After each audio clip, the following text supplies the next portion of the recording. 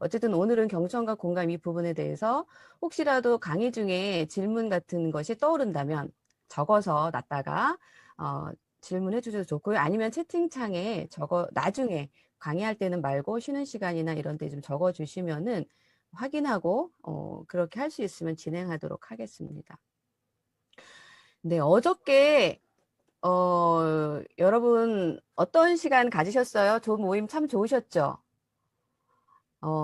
저희도 굉장히 좋은 시간을 보냈습니다. 그래서 어떤 디브리핑의 경험이 있는지도 나누고, 당신에게 있어서 디브리핑은 어떤 것인지, 뭐 이제 그런 부분들을 나눴어요.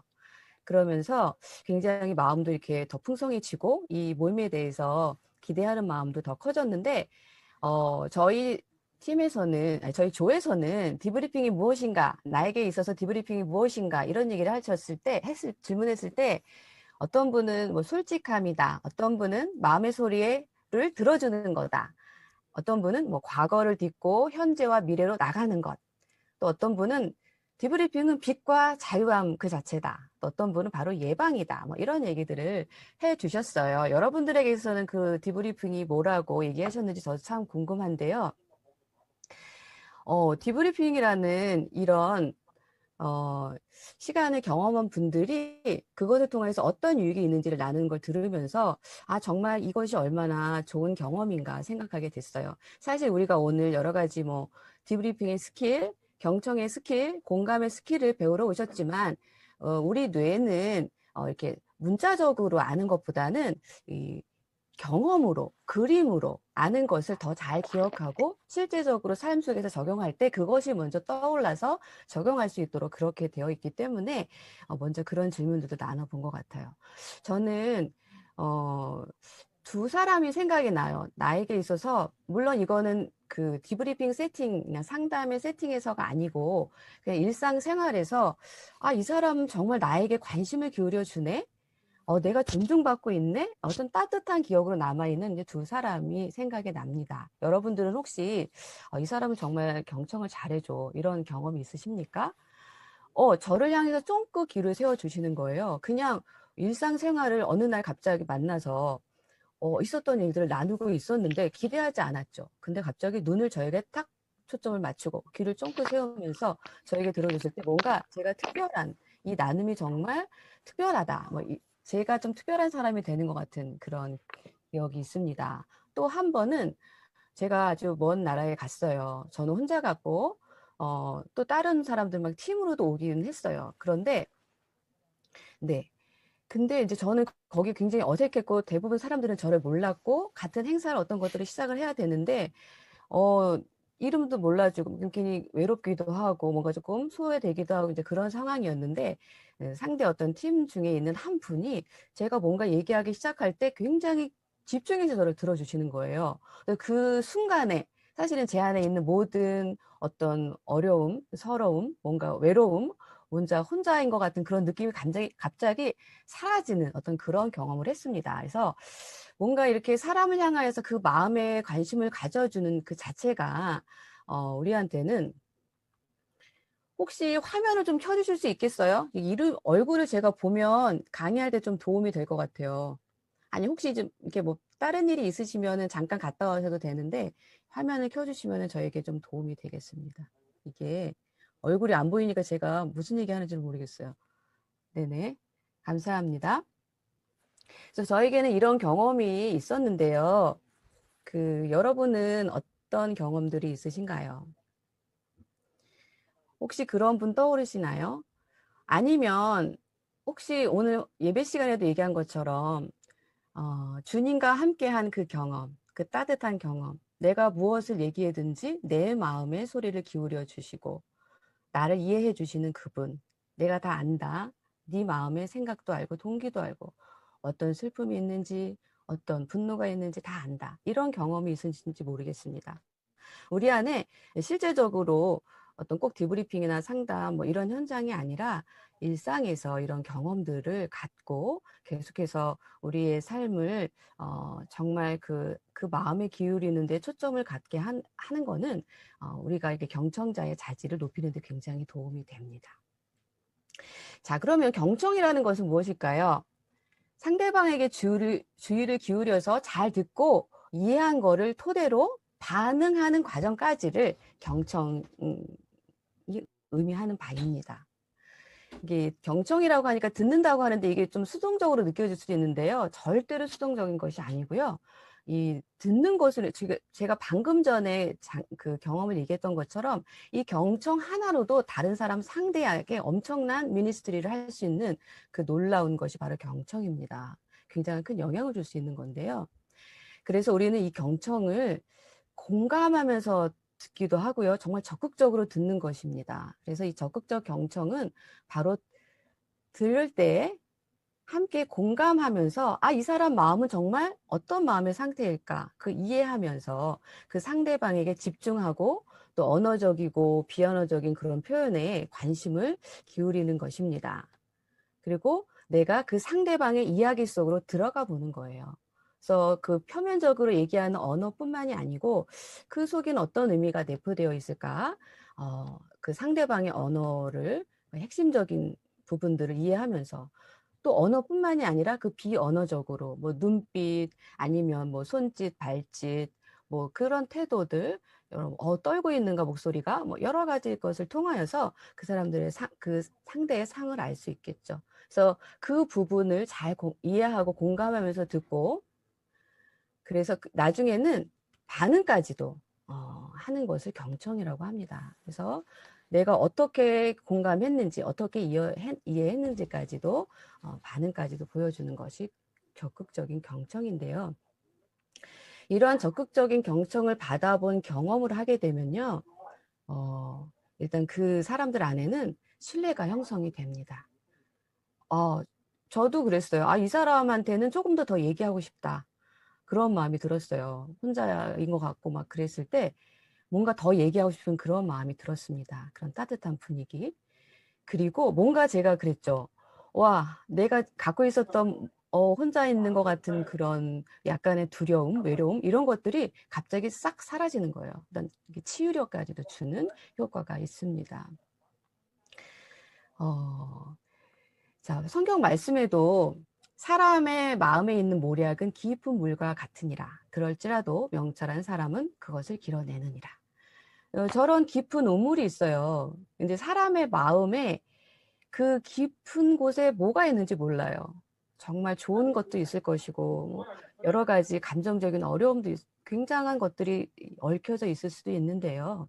그것을 끌어낼 수 있는 것이 사실은 이런 경청하는 태도 그리고 공감하는 반응들이 통해서 그런 것들을 끌어낼 수 있습니다. 여기서 길러낸다고 할 때는 사실 신중하게 그 사람을 보고 질문하고 또 서로 얘기하면서 면밀하게 관찰하면서 그런 분위기를 조성할 때 그 마음의 깊은 곳에 무엇이 있는지까지 끌어낼 수 있다고 합니다. 네, 그래서 이제 경청의 이제 스킬 중에서 이제 적극적인 경청을 얘기했고요. 중요한 거는 상대방에 초점을 두는 겁니다. 상대방에 초점 두는 거 너무 당연한 거 아니에요? 그죠. 당연하다고 생각하지만 당연한 거를 잘 못할 때가 많은 것 같아요, 우리는. 한번 생각해 보세요. 누군가 나한테 자기가 힘든 얘기를 막 하러 왔어요. 막 힘든 얘기를 했는데 막 들으면서 갑자기 내 상황이 생각이 나는 거예요. 나도 그랬어, 나도 그랬어. 사실은 그러면서 자기 얘기를 막 하기 시작하죠. 근데 그게 생각하면 그게 공감이라고 생각할 수 있지만 그게 어쩌면은 공감이 아닐 수 있어요. 지금 상대방에게 좀 더 많은 얘기를 할 수 있는 기회를 주고 어떤 경험을 했는지 듣는 데에 집중을 해야 되는데 갑자기 초점을 나한테로 가지고 오는 겁니다. 그래서 우리가 주의할 부분이 뭐냐면 우리가 집중해서 들을 때에는 상대방이 더 많이 얘기할 수 있도록 더 많이 자신 안에 있는 것을 끌어내서 얘기할 수 있도록 하는 것이 바로 경청의 스킬입니다. 이때 주의할 것이 있는데 뭐냐면요. 우리가 들을 때 호기심을 가지고 들어야 됩니다. 이게 보통 들으면 어떤 사람은 이 사람 이게 잘못됐는데 이거 이렇게 하면 좀 괜찮을 건데 뭐 이런 생각이 떠오를 수도 있어요. 그런데 우리의 마음의 자세는 어떤 거여야 하냐면 잘 모른다는 태도예요. not knowing 포지션이라는 게 있어요. 나는 이 사람에 대해서 아무것도 몰라. 말하는 것에 그래서 호기심을 갖는 거죠. 한마디 한마디. 그런데 이건 어떤 의미일까요? 호기심을 갖고 듣는 거죠. 내 위주로 내가 원하는 것을 어떤 것을 설정해 놓고 그 방향으로 이끌어 가려는 그런 태도가 아니고요. 온전히 그 사람에게 초점을 둬서 그 사람이 경험한 것을 그 사람 중심으로 표현하도록 하는 것이 경청의 스킬입니다. 그리고 경청하기 위해서는 쌍방적인 소통이 필요합니다. 그래서 일방적으로 막 1시간 내내 막 앞에서 얘기하고 나는 계속해서 반응도 못하고 듣고 있고 이런 경청이 아니고요. 적당한 양의 메시지를 주고받는 그런 스킬이 필요합니다. 그래서 상호 이해가 가능한 만큼 내가 반응해 줄 수 있는 만큼 듣고 또 그것을 반영해 주고 이런 것들이 필요합니다. 너무 많은 양의 정보는 처리하기 어렵겠죠. 일방적으로 계속 듣기만 한다던가 계속 말하기만 한다던가 이런 거는 효과적이지 못할 것입니다. 그리고 경청의 또 다른 스킬은 선택적 경청이라는 게 있습니다. 이거는 이야기를 골라 듣는 그런 선택이라는 것이 아니에요. 어저께 우리 디브리핑에 대해서 얘기할 때도 말씀하신 것처럼 내가 원하는 거, 내가 원하는 방향 뭐 이런 것들을 선택하라는 것이 아니에요. 어떤 거냐면 이제 많은 얘기들을 할 거 아니에요. 그 디브리핑에 나오는 분들이 여러 가지 또 혼란스러워서 섞여서 얘기할 수도 있을 거 아니에요. 그럴 때 그 모든 언행에 대해서 다 반응할 수는 없다는 거예요. 지금 현재 시점에서 이 사람의 필요를 파악하는 게 너무 중요합니다. 어떤 부분에 어떤 것들을 이야기를 좀 더 진전시키면 좋을까? 이런 것들을 고려하면서 들어야 합니다. 또 그러다 보면요. 이 사람 안에 반짝반짝 빛나는 것들이 있어요. 이 사람들은 몰라요. 굉장히 부정적이고 힘든 상황 가운데서 굉장히 고통을 얘기할 수도 있어요. 근데 내가 보니까 반짝반짝 빛나는 게 있단 말이에요. 사금찾기. 이런 것까지 찾아가면서 뭐 이렇게 메모해 둘 수도 있겠죠. 그래서 그런 것들을 찾아서 선택적으로 잘 이야기를 발전시켜 나갈 수 있도록 도울 수 있어야 합니다. 이런 과정 속에서 상대는 자기 이야기를 재구성해 나갈 수 있습니다. 그리고 또 다른 네, 여기 제가 벌써 다 얘기를 했는데요. 그래서 핵심 메시지가 무엇인지, 무슨 경험을 하고 있는지, 이 사람 생각은 뭔지, 어떤 행동을 한 거야 도대체, 어떻게 대처를 하고 있는 거야, 무슨 감정을 느끼고 있지, 이런 것들을 잘 선별을 해서 상대방에게 돌려줄 수 있는 그런 기술이 선택적 경청이라고 합니다. 그래서 상대방의 감정을 잘 알아차려가지고 그 사람에게 잘 돌려주면요, 이 사람이 자기를 이해하는 능력이 막 생겨요. 그리고 자기 스스로를 내가 그랬구나 수용할 수 있게 되고 막 이제 통합이 일어납니다. 그래서 어떤 정리도 일어날 뿐만이 아니라 치유까지도 일어나는 그런 일이 발생을 하는데요. 그래서 이 반영적 경청이 굉장히 중요해요. 그래서 사실 이 반영적 경청의 포인트는 감정을 읽는 거예요. 그래서 그 감정을 거울로 비춰주는 건데요. 이게 얼마나 큰 효과가 있는지 제가 최근에 있었던 그 상담 사례를 통해서 한번 말씀드리고 싶어요. 제가 그 홈쇼핑 고객센터에서 이제 일하는 분하고 이제 상담을 했어요. 근데 이분이 그 회사에서 성격이 급하다는 피드백을 많이 받는다는 거예요. 이제 그 고객들을 상대로 이렇게 안내를 해주는 그런 일을 하는 건데 부드럽게 말하지 못하고 굉장히 직선적으로 표현을 한다는 그런 피드백을 자주 듣는다는 거예요. 어떤 상황이냐면 뭐 이제 고객센터에 뭐 이게 사람들이 전화를 해서 자기 어려움, 불만족한 걸 얘기를 하겠죠. 그러면 이 안내원은 어떠냐면 자기가 막 준비된 말이 있다는 거예요. 그리고 그 불만족하는 그 얘기를 들을 때마다 뭔가 속에서 이제 화도 올라오고 짜증도 나고 이런 거 하나 제대로 처리 못하나 이런 마음이 올라오면서 준비된 내 말을 감정을 눌러가면서 하겠죠. 근데 그 말을 듣는 고객은 전혀 만족이 없고 막 이게 갈수록 이제 목소리가 격앙되고 이제 이런 상황이 펼쳐진다는 겁니다. 그래서 이제 그런 어려움이 있는 이제 내담자였는데 이제 감정 목록에 대해 좀 그 사람에게 주고 이 감정을 살피고 자기를 알아채는 거, 자기 감정을 알아채는 이 부분에 대해서 이번 주에는 한번 시도해 보세요. 이런 것들을 한번 해봤어요. 그랬는데 그 다음 주에 와서 이 사람이 보고하는 게 뭐냐면 일단 감정을 목록만 쭉 봐도 그동안 내가 어떤 마음의 상태였는지 모르겠는데 그걸 보면서 자기가 어떤 마음의 상태인지 이제 비추어 본 거예요. 내가 지금 이런 마음의 상태구나. 이런 자기의 마음을 이해하기 시작을 한 거죠. 내가 그랬구나. 그랬더니 마음의 여유가 생기더랍니다. 그래서 실제로 이 일을 할 때도 마음의 여유가 생기니까 그 불만을 표하는 사람들을 들어줄 수 있는 여유가 생기게 되었대요. 그래서 좀 더 나은 반응을 하게 되었답니다. 그래서 어떤 부분이 불편하셨나요? 이렇게 물어봤대요. 어떤 도움이 필요하세요? 뭐 이런 식으로 얘기도 하고, 별도로 좀 요청해 보겠습니다. 조금만 기다려 주세요. 뭐 이런 식으로 반응을 하니까 상대방에서는 굉장히 고맙다고 긍정적인 그런 반응을 하게 된 거죠. 그래서 이 사람이 하는 얘기가 뭐냐면, 너무 신기해요. 감정을 알게 되니까 제 삶 속에 이런 일이 일어날 줄 정말 몰랐어요. 자녀들이라고도 그 마음도 다 알겠고, 지금 이렇게 소통하는 게 너무너무 잘 돼요. 그 무엇보다도 이제 일하는 현장에서 좋은 피드백들을 받게 돼요. 제 마음이 부드러워지는 것을 느껴요. 이런 것들을 얘기를 했는데, 제가 왜 이야기를 하냐면 그만큼 상대의 내 안에 어떤 반응이 일어나는지 내 감정을 알고 잘 이해하고 있으면 내 안에 객관적으로 나를 볼 수 있는 능력도 생기고 대처할 수 있는 능력이 생긴다는 겁니다. 그래서 상대방의 감정까지도 끌어안아 줄 수 있는 그런 일들이 일어납니다. 그래서 평소부터 우리는 자기 감정에 대해서 조금 알고 있는 것이 필요합니다. 여기 감정을 얼마나 아는가 이 부분이 있어요. 여기 말들이 조금 심각한 상황이긴 한데 쭉 한번 보세요. 첫 번째 1번 나는 죽고 싶어요. 이런 표현은 어떤 감정일까요? 굉장히 절망과 자기 증오가 느껴지겠죠.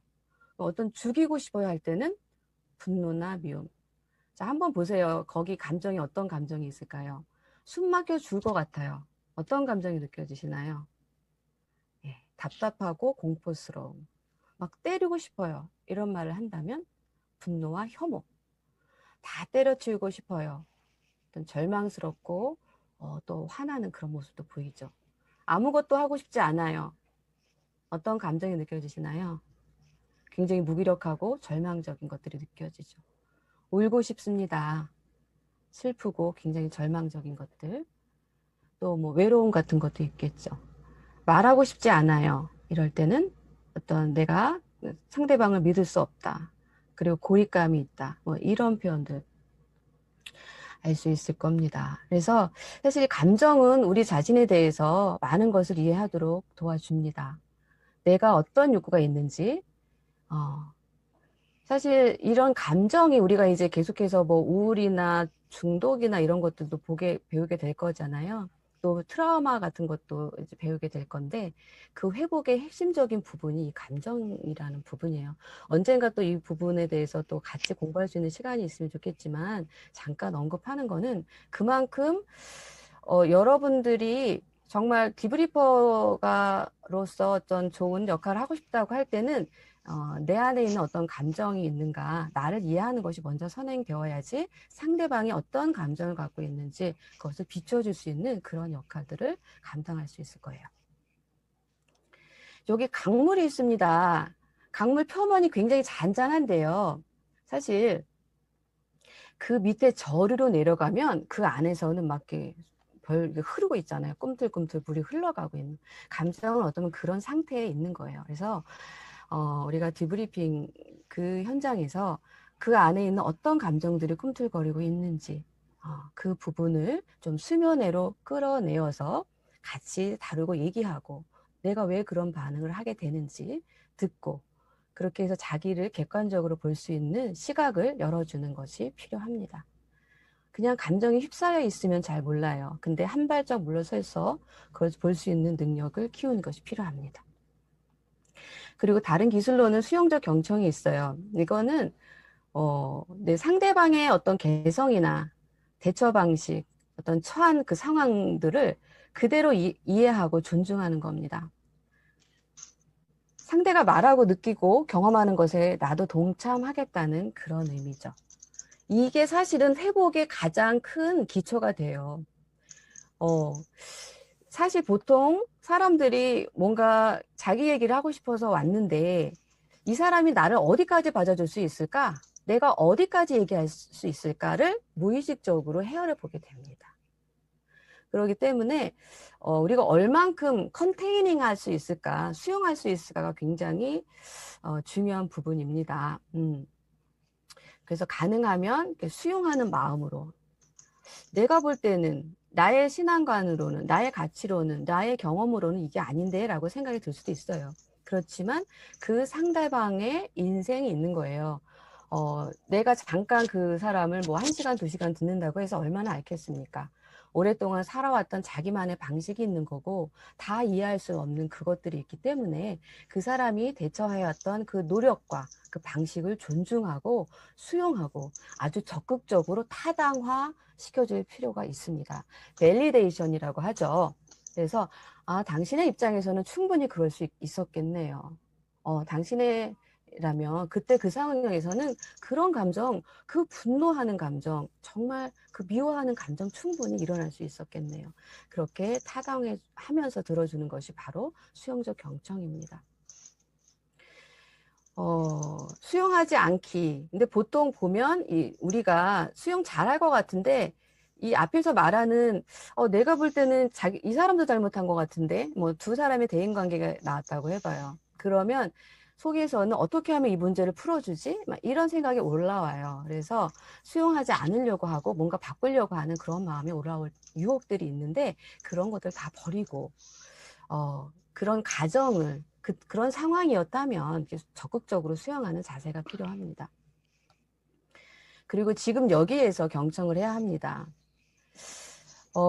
지금 여기에서 상호작용을 통해서 우리가 의미 있는 작업을 해 나가는 거거든요. 지금 아마 우리 앞에 온 사람들은 과거에 거기에서 그때 일어난 일들을 얘기할 겁니다. 그런데 그때 그 사건을 현재로 가져오는 거예요. 그래서 지금 그 사건 때문에 지금 내가 무엇을 느끼고 있고 지금 내가 어떤 영향을 받고 있는지 그 부분에 초점을 두는 겁니다. 그래서 과거에 그 어떤 트라우마를 경험했다고 해서 계속해서 희생제로 남아있는 것이 아니죠. 그렇게 희생제로 남아있을 것을 선택하는 것이 아니라 지금 여기에서 새롭게 재해석하고 또 새로운 관점도 찾고 나의 삶의 이야기를 또 재구성해 가는 겁니다. 이 현장에는 하나님도 계시겠죠. 하나님께서는 또 어떻게 보시는지, 어떤 계획이 있으셨는지 그런 부분들까지도 볼 수 있는 그런 작업을 해나가는 것입니다.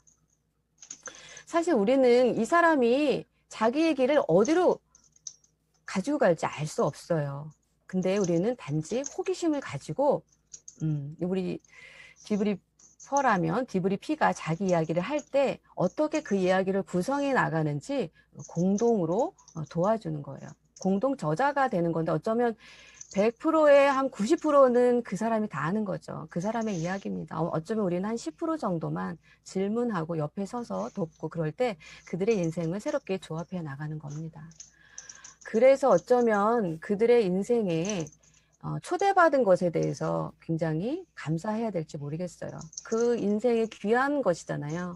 고통의 경험이든 즐거움의 경험이든 어떤 경험이든지 그것들을 내어 보여주고 초대할 때 우리는 기꺼이 들어가서 그들과 함께 머물 수 있는 그 특권을 누리는 거죠.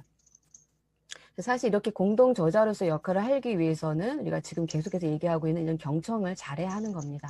비언어적이고 언어적인 그 의사소통에 아주 민감해져야 하는 겁니다. 그래서 그들의 경험을 통해서 어떤 것들이 정말 의미가 있었는지 잘 인지하고 질문할 수 있어야 하는 것입니다. 그래서 이런 과정에서 이런 자유함이 일어나고요. 아까 우리 조에서도 얘기했던 것처럼 그죠? 자유함도 일어나고 빛이 임하고 성정이 임하고 이런 일들이 일어나는 것입니다. 그래서 이제 좀 종합적으로 볼 때 힐과 오브라이언이 그 encourages라는 표현으로 경청에 대해서 이제 한눈에 우리가 머릿속에 그려볼 수 있도록 했어요. 이는 eye, 눈, 시선을 집중하는 겁니다. 눈으로서 바라보죠. 그 어떤 행동을 하고 있는지. 그리고 nod, 이거는 수용하고 공감하고 끄덕여 주는 겁니다. 그렇습니다. 그렇었겠어요. 그리고 그 사람이 상황, 문화를 이해하면서 나는 잘 모르지만 이 사람의 문화에서는 그럴 수 있었겠다. 그리고 개방된 자세로 어떤 나의 기준이 아니고 좀 열려있는 개방 자세로 무슨 얘기를 하든지 놀라지 않고 받아들일 수 있는 자세를 말하죠. 맞장구 쳐가면서요. 그랬겠어요. 얼마나 힘드셨어요. 그리고 이 사람이 거기서 충분히 얘기할 수 있도록 안정감을 줄 수 있는 마음의 태도가 필요하죠. 그리고 분위기 자체도 그렇고요. 그리고 피해야 할 것들을 기억하면서 환경적으로 산만한 것들을 피하고요. 또 생각 가운데서 내가 경청하기에 합당하지 못한 여러 가지 생각들, 내 안의 경험들, 이런 것들을 다 피하는 것입니다. 그리고 상대의 언어에 집중하면서 어떤 표현을 쓰고 있나, 어떤 경험을 하고 있나, 그 언어에 집중을 하면서 듣고요. 귀를 쫑긋해서 잘 들어야 하는 것입니다. 그리고 적당한 거리라고 이제 나와 있는데요. 누구나 이렇게 안전하게 느끼는 거리가 있어요. 지금 우리가 비대면이기 때문에 뭐 화면으로 보고 있지만 화면에서도 너무 얼굴이 뭐 가깝거나 이렇게 사람에 따라 좀 다를 수 있고, 너무 멀면 좀 참 불편하게 느낄 수 있고, 그런 부분들도 잘 조율해야 되는 겁니다. 이런 경계들 여기에는 표현되어 있지 않았지만 어쩌면 시간 같은 것도 적절하게 조절할 수 있어야 합니다. 그것도 경계니까요. 그래서 보통 경험이 없는 분들은 어떤 사람이 어려움을 얘기하기 시작하면 잘 못 끊어요. 자기 시간을 희생해가면서 3시간이고 4시간이고 뭐 이렇게 들을 때도 있죠. 그게 이제 사랑하는 마음이 있고 긍휼히 여기는 그런 마음도 있어서 그런데요.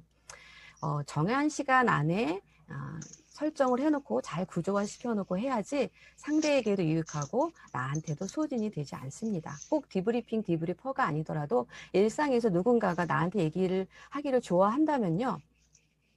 그 부분도 내가 기꺼이 할 수 있는 만큼, 또 내가 적절한 그 시간만큼 미리 얘기를 해놓고 진행할 때에 내가 마치 감정의 쓰레기통이 되는 것 같은 이제 그런 어려움을 겪지 않을 수가 있어요. 많은 분들이 조금 오해할 수가 있는 소지가 있는 것 같습니다. 그래서 이런 걸로 이렇게 한눈에 경청은 이렇게 하는 거다라는 것들이 있는데요. 여러분들 어떠세요? encourages 잘할 수 있겠습니까?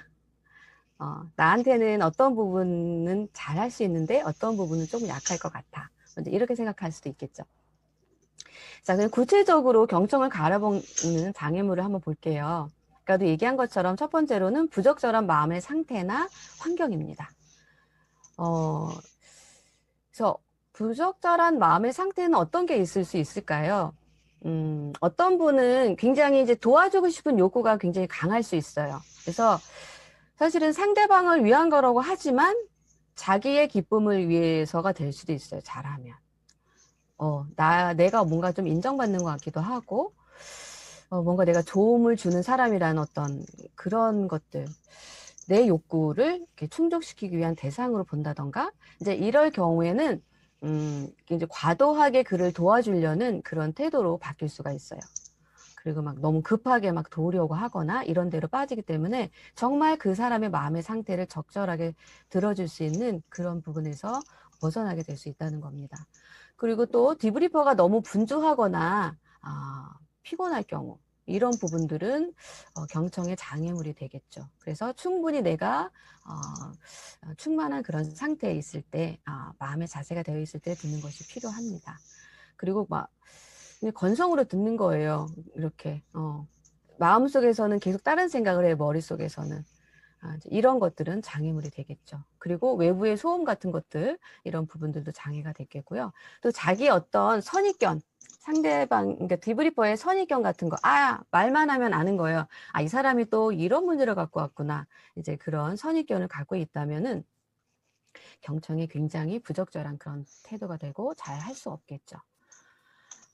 이런 거예요. 그래서 할 말을 미리 생각하는 거예요. 누가 무슨 말만 이제 시작을 하면, 저거는 내 경험으로 봐서 이렇게 하면 되는데. 이렇게 말을 찾기가 힘들어요. 막 이렇게 나오려고 해요.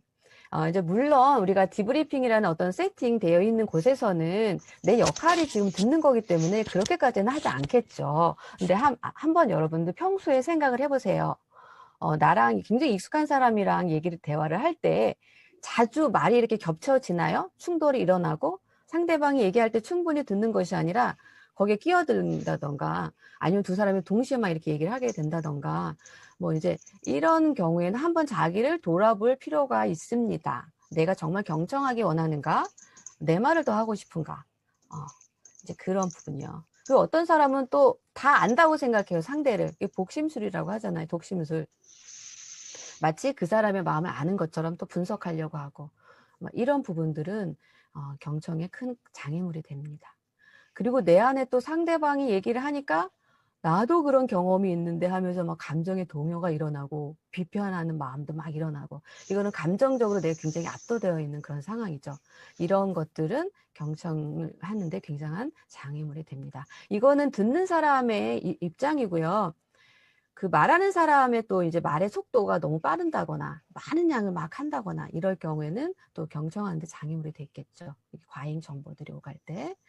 그래서 이런 부분들 조금 기억해 두시고요. 이따가 우리 조모임 할 때도 나는 어떤 부분이 있어서 경청하는데 조금 장애가 된다, 방해가 된다 하는 부분들이 있다면 조금 기록해 봤으면 좋겠어요. 이런 부분들을 좀 나누실 건데요. 근데 그렇게 내가 반응하는 데는 다 이유가 있어요. 잘 생각해 보면. 뭔가 내가 불안해서라던가, 뭐 있어요. 그때 내가 너무 화가 나 있었다던가, 뭐 내 욕구 불만이 있었다던가, 뭐가 있습니다. 아니면 급한 일이 있어가지고 내가 그 준비되어 있지 않은 그런 상황인데 누가 얘기를 했다던가, 이제 그런 것들이 있어요. 그래서 뭐가 나에게는 경청에 하는데 방해물이 되는지 살펴보고, 어떻게 내가 왜 그렇게 반응하는지 자기 자신을 돌아보고 이해를 갖는 것이 또 경청자로서 준비되는데 굉장히 필요합니다. 네, 그럼 구체적으로 이제 경청 반응을 하는 기술을 볼 겁니다. 자, 재진술이라는 게 있어요. 자, 이제 경청을 하면 반응까지 하는 게 경청이라고 했습니다. 공감하고 이해한 것뿐만이 아니라 반응까지 돌려줘야 되는 거예요. 자, 재진술은 뭐냐면 상대방의 말을 그대로 따라해 주는 거예요. 앵무새라고도 하고 메아리라고도 하죠. 네. 이 재진술에는 이제 이렇게 그대로 따라해 주는 것이 있고, 또 하나는 재준술을 하되 상대방의 말을 내가 이해한 걸로 바꿔서 말하는 거. 그러니까 예를 들면 이런 겁니다. 어떤 사람이 이렇게 얘기했어요. 우리 아들이 초등학교 때만 해도 매우 밝고 활발하게 지냈어요. 이렇게 얘기를 했다고 해봐요. 그럼 앵무새 같은 반응은 어떻게 할까요? 아드님이 초등학교 때만 해도 아주 밝고 활발하게 지냈군요. 이게 아무것도 아닌 것 같죠? 그런데 이렇게만 표현해줘도 상대방은 내 말을 듣고 있구나. 뭔가 감정이 한풀 이렇게 꺾어지면서 더 얘기하고 싶은 그런 욕망이 생깁니다. 재준수는 이렇게 하는 거예요. 우리 영희 선생님 보시기에 아드님이 초등학교 때 비해 많이 달라졌다고 생각이 드시는군요. 약간 말을 바꿔서 얘기를 하는 거죠. 이렇게 하는 것이 바로 재준술입니다. 그리고 반영의 경우에는요, 일단은 제가 그 경청의 스킬들을 쭉 얘기를 할게요. 그리고 사실 이것들을 실제로 우리가 같이 오프라인에서 하게 되면은 이렇게 3명씩 조도 짝지우고 연습도 하면서 사실은 해봐야 되는데, 지금 이제 그럴 수 있는 여건은 안 되지만 일단은 이 경청 반응의 기술들 쭉 보고요. 나중에 하나씩 이렇게 실질적으로 배워갔으면 좋겠습니다. 반영은 이야기에 담겨 있는 그 내용, 그 중에서도 감정에 초점을 맞춘 재준술입니다. 그래서 아까 얘기한 것처럼 감정을 거울처럼 비추어서 돌려주는 것을 말합니다. 그래서 내가 그런 감정이었나를 상대방이 되돌려줄 때 내가 공감받고 있구나, 이해받고 있구나, 이런 느낌까지 가질 수 있는 거죠. 내가 진짜 더 얘기하고 싶다, 나를 정말 이해하고 있구나, 이런 마음이 들겠죠. 그리고 이런 공감과 이해의 반응, 이런 감정의 반영을 받게 되면요, 스스로도 감정이 조절이 용이해집니다. 그래서 너 그렇게 겁낼 필요 없어 라고 얘기하는 것보다는 네가 겁이 나는구나, 겁이 날 수도 있지, 그럴 수도 있는 거야, 이런 식의 반응이 오히려 그 겁나는 두려움의 마음을 낮춰줄 수가 있다는 겁니다. 화내지 말랬지? 이게 아니라 화내지 말고 좀 참아봐, 이런 식으로 얘기하는 것이 아니고 그런 상황이니까 너가 화가 났구나, 이제 이런 식으로 반응을 하면요, 그 화가, 그 에너지가 다시 이렇게 내려오게 되는 그런 상황이 펼쳐집니다. 굉장히 신기해요. 그래서 구체적으로 반영의 5수준을 살펴볼게요. 우리가 반영할 때 5수준으로 반영을 할 수가 있어요. 예를 들어서 어떤 동료와 갈등에 관해서 어떤 얘기를 진술했다고 한번 해봅시다. 어떤 사람이. 자, 첫 번째 수준, 1수준의 반응은 어떻게 하는 거냐면요. 너무 걱정 마세요. 시간이 지나면 다 해결될 거예요. 이런 식으로 반응하는 거예요. 혹시 여러분 중에 자주 하는 말 아닌가요, 이게? 이건 어떤 거냐면 상대방의 감정이나 욕구에 전혀 닿지 못하고 있는 거예요. 그러니까 그 사람이 하고 싶은 그 이야기 속에 머물러 주지 못하는 거죠. 이렇게. 상대방 입장도 생각해야 하지 않을까요? 이런 식으로 하면 더 이상 얘기하고 싶지 않겠죠. 두 분 사이에 이렇게 좋지 않게 된 계기가 무엇일까요? 뭐 이런 식으로 또 질문에 들어간다던가 하면 이 사람이 조금 더 내 얘기를 하고 싶고 내 감정도 얘기하고 싶고 그런데 이렇게 말이 막히게 되죠. 그래서 이런 위로나 어떤 그 감정에 대해서 부정하거나 어떤 충고를 하려거나 이런 질문은 더 깊은 얘기로 나가는데 방해가 됩니다. 이 수준의 반응은 어떻게 하는 거냐면요. 동료와의 갈등으로 직장 생활에 어려움이 많으신가 봐요. 일단은 그 인지적인 부분에 대해서 제 진술로 반응하는 거죠. 이 정도만 해줘도 그 상황에는 머물러 준 거예요. 아마 조금 기다리고 있으면 동료와의 갈등으로 직장 생활에 좀 어려움이 많으신가 봐요. 라고 잠깐 이렇게 기다려준다면 그 사람 조금 더 자기 얘기를 할 겁니다. 3수준의 반응은 뭐냐면 자, 이제 감정까지 포함된 거예요. 동료와 잘 지내려고 노력하는데 성과가 없는 것 같아서 실망스러운가 봐요. 그러니까 제 진술까지 하고 플러스 감정 반영까지 한 거. 그러니까 이 사람의 실망스러웠던 그 마음까지도 자기는 노력한 거예요. 잘 지내려고. 그런데 그 마음을 읽어주기 전에 뭐 잘 지내보세요 라던가 이렇게 충고가 들어가면 마음이 다치겠죠. 이렇게 실망스러운 마음까지도 더 접근할 수 있는 게 3수준 반응이거든요. 3수준 반응까지만 해줘도 굉장히 훌륭합니다. 네. 사실 2수준 반응까지만 해도 쉽지 않은 반응인데요. 3수준만 해도 굉장히 훌륭해요. 4수준 반응은 뭐냐면 이런 거예요. 동료와 잘 지내려고 노력하는데 성과가 없는 것 같아서 많이 실망스러운가 봐요. 동료와 갈등이 빨리 해결되시길 원하실 텐데. 요구까지도 알아주는 거예요. 감정도 반영해주고 그 안에 있는 바람, 욕구. 그냥 빨리 해결될 거라고 위로해 주는 것보다 훨씬 더 효과적인 반응이 될 수가 있습니다. 네. 그리고 5수준의 반응은 이런 거예요. 관계를 회복시켜 보려는 노력에 성과가 없는 것 같아서 실망스러운가 봐요. 동료와 갈등이 조속하게 해결되길 원하실 텐데 한 가지 방법은 이 점에 대해 동료에게 당신의 감정을 직접 한번 표현해 보는 거예요. 이게 5수준인데요. 이게 더 잘했다는 그런 반응의 수준이라는 걸 말하는 건 아니에요. 이런 반응도 할 수 있다는 겁니다. 근데 이런 반응을 할 때는 그 상대의 상태를 주의 깊게 관찰하면서 그 감정까지도 잘 조율할 필요가 있어요. 이 방법까지 얘기하지 않고 그 4수준까지만 해도 충분할 때가 더 많거든요. 근데 어떤 때에는 사실 그 사람이 방향을 찾아가 나가고 성장으로 나가는 데 있어서 이런 반응을 해주면 도움이 될 때가 있어요. 그래서 5수준이 가장 좋다 뭐 그런 차원은 아니고요.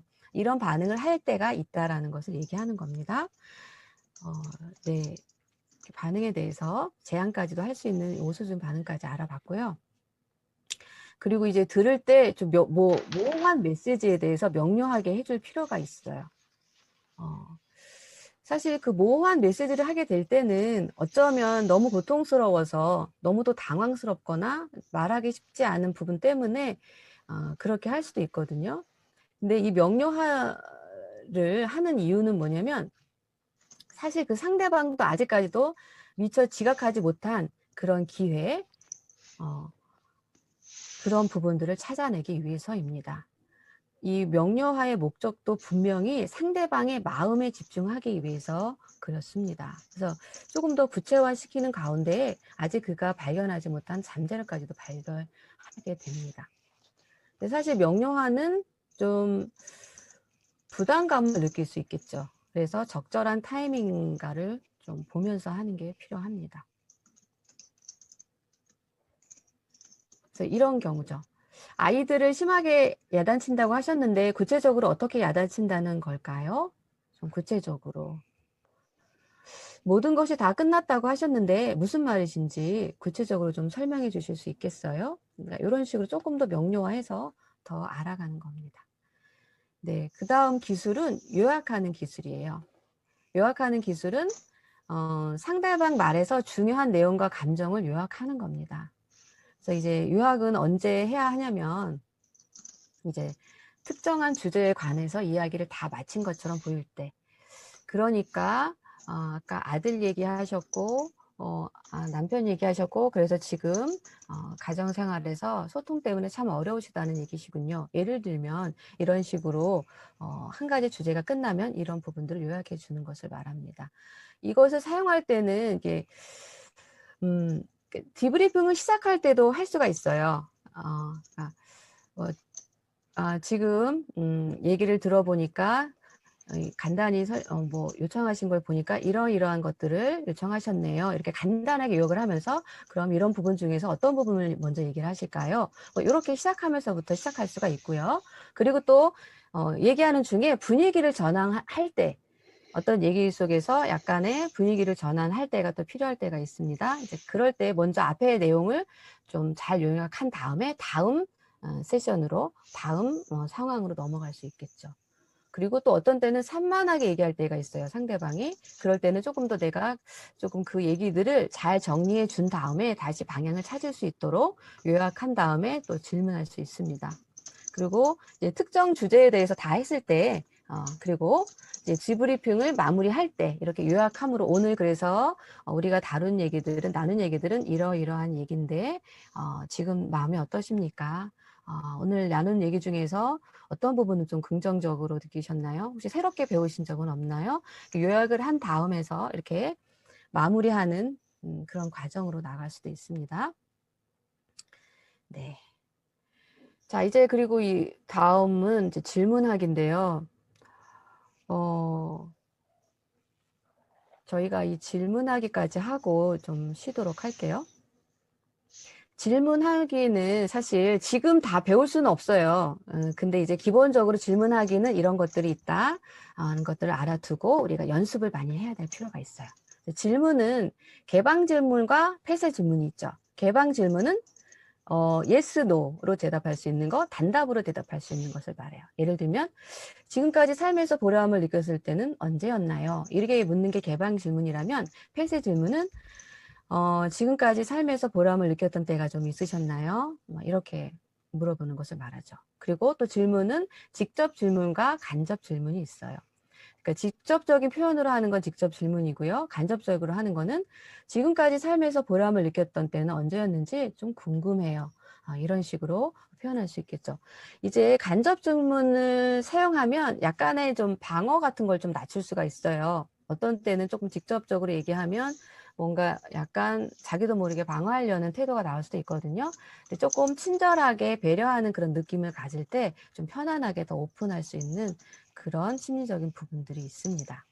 자, 한번 구체적으로 보면, 이제, 자, 여기 폐쇄 질문과 개방 질문이 약간 비교되어 있죠. 예를 들면 이런 거예요. 그때 일을 떠올리시면 화가 나시나요? 이거는 폐쇄 질문이죠. 그때 일을 떠올리시면 어떤 느낌이 드시나요? 이건 조금 더 많은 감정을 얘기할 수 있는 개방 질문이죠. 또 이 문제 해결을 위해서 상담 받아보신 적 있으세요? 이렇게 물어보는 거는 폐쇄적인 거죠. yes, no로 대답하니까. 근데 이 문제를 해결하기 위해서 어떤 노력을 해오셨나요?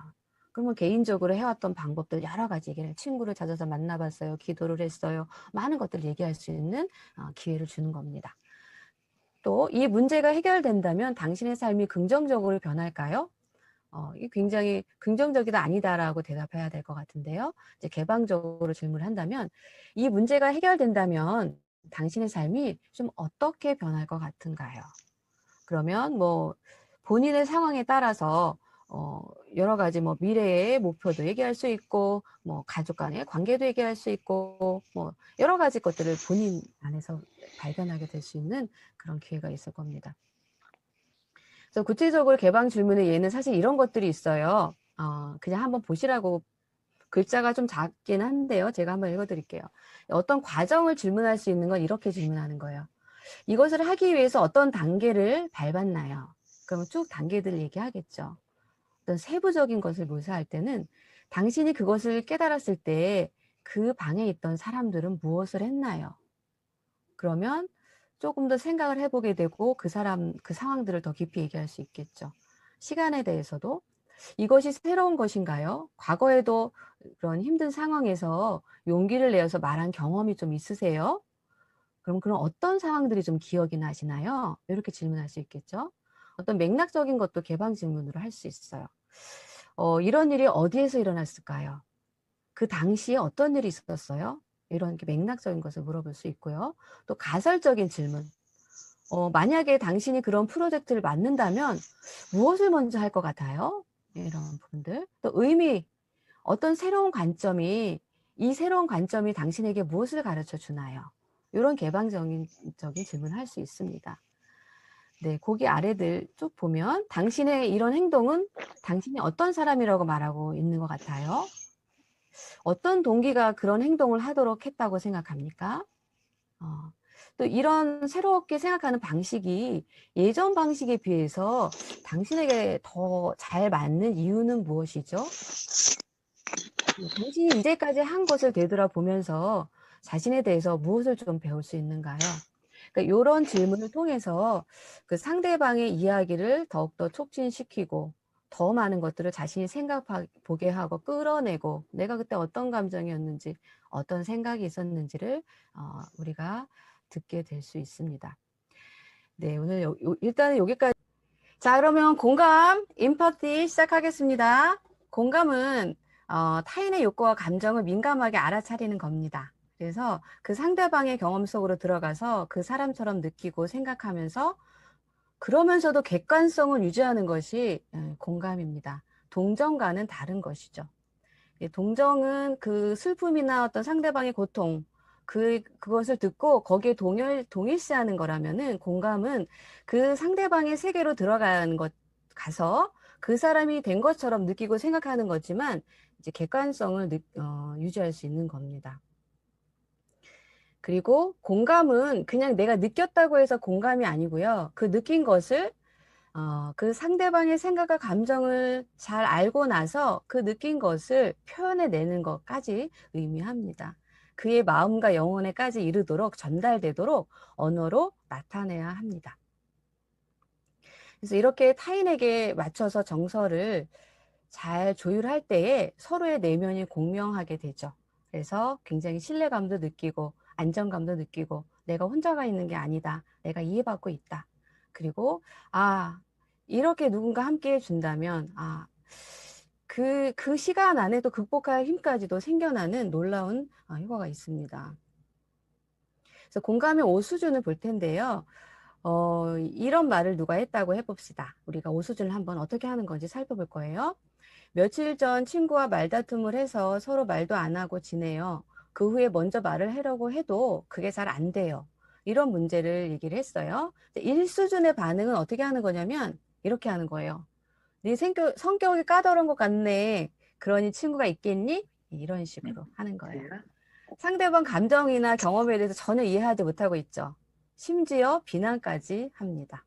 이런 수준으로 혹시 대화를 하고 계시지는 않은가요? 한번 살펴봤으면 좋겠어요. 이 수준은 이런 겁니다. 친구랑 사이가 안 좋구나. 그래도 친구 문제는 자신이 알아서 해야 될 것 같은데 이렇게 얘기하는 거예요. 사실은 그 상황은 알았지만 그 중요한 감정에 반응하지 못하고 있습니다. 그래도 여기서는 비난은 하지 않고 있죠. 이게 이 수준의 반응이고요. 3수준의 반응은 이런 거예요. 감정까지. 친구와 다투고 나니 마음이 편치 않은 모양이구나. 그러니까 상대방하고 같은 정서와 의미를 표현하고 있죠. 상호 뭔가 이렇게 교류가 되고 일어나고 있어요. 그렇지만 근본적인 마음의 상태는 아직 이해하지 못하는 수준이긴 하지만 그래도 굉장히 상당한 수준입니다. 이 수준은. 네 번째는 4수준은 사소한 문제 때문에 말도 안 하고 지내려니 마음이 편치 않고 말을 걸고 싶은데 막상 그게 안 되는 모양이구나 이렇게 해주는 거예요. 그러니까 상대방이 표현한 것보다 조금 더 내면적인 감정을 표현하고 있죠. 이야기하지 않은 그 마음까지도 읽어주고 있습니다. 이게 4수준의 반응이고요. 5수준의 반응은 이런 거예요. 말다툼을 했지만 지나고 보니까 후회도 되고 그 친구와 전처럼 친하게 지내고 싶은 생각도 드는구나. 이렇게까지 하는 거죠. 그래서 내면의 의미를 정확하게 표현하고 거기에 몰입하면서 감정에 왜 그랬을까 그런 원인까지도 생각을 하고 또 여기서는 좀 적극적인 성장 동기까지도 이해하고 표현하고 있는 모습을 볼 수 있습니다. 여러분들은 어떤 수준의 표현을 하고 있을까요? 자, 다시 한번 볼까요? 1수준은 이런 거예요. 전혀 그 상대방의 경험, 감정 같은 거를 이해하지 못하고 딴 얘기를 하는 거죠. 비난하고. 2수준은 이런 거죠. 그래도 그 상황은 말하지만 같이 머물러 주지는 못하죠. 그 중요한 감정이 뭔지는 몰라요. 비난까지는 하지 않습니다. 3수준은 감정까지도 이해합니다. 감정까지, 이 정도 3수준까지만 사실 표현해줘도 관계 안에 엄청난 변화가 있고 회복이 일어날 거예요. 3수준까지 하는 거를 목표로 잡는 것도 되게 좋을 것 같아요. 4수준은 그래도 조금 더 내면적이고까지도 읽어주는 거예요. 근데 이런 말 잘하시는 분들도 많은 것 같아요.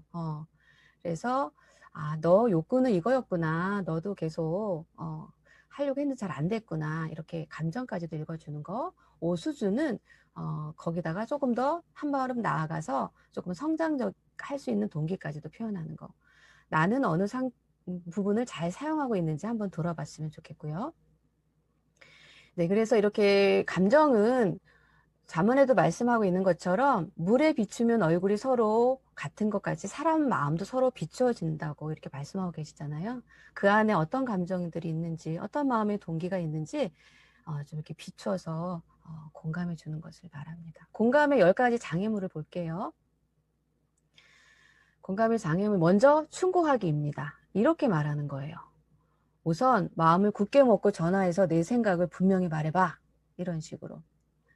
자, 여기서 말하는 것들은 우리가 흔히 쓰는 표현이에요. 다 뭐 잘못된 표현은 아닌데 왜 공감에 적합하지 않은지 한번 생각해 보세요. 이것들이 그렇게 틀린 말들은 아닐 텐데 한번 보세요. 두 번째는 이렇습니다.